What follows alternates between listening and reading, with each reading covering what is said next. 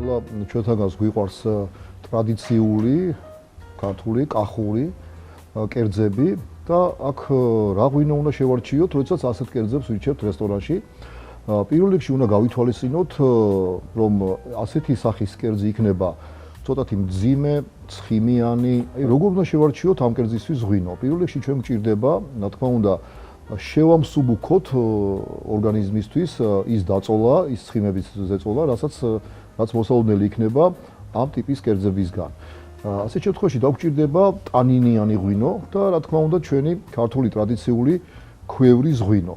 ამ შემთხვევაში არჩევანი მრავალფეროვანია, არის მაგალითად ესეთი ყველასთვის ცნობილი ჯიში რქაწითელი ქვევრი, ნაკლებად ცნობილი, მაგრამ ძლიერ სხეულიანი ღვინო, ეს არის კახური მცვივანი, ასევე სხვა ჯიშები, როგორც არის ქისი, ხიხვი, მაგრამ სასურველი იქნება თუ ჩვენ საქმე გვაქვს კახურ სამზარეულოსთან, სასურველი იქნება თუ ეს ღვინო იქნება ქვევრში დავარგებული, ანუ უნდა იყოს ტანინიანი, რაც შემდეგ შეამსუბუქებს ცხიმების ზემოქმედებას ორგანიზმზე და თქვენ ასე ვთქვათ დიდ სიამოვნებას მოგანიჭებთ ღვინოსთან ერთად ამ კერძის მირთმევა.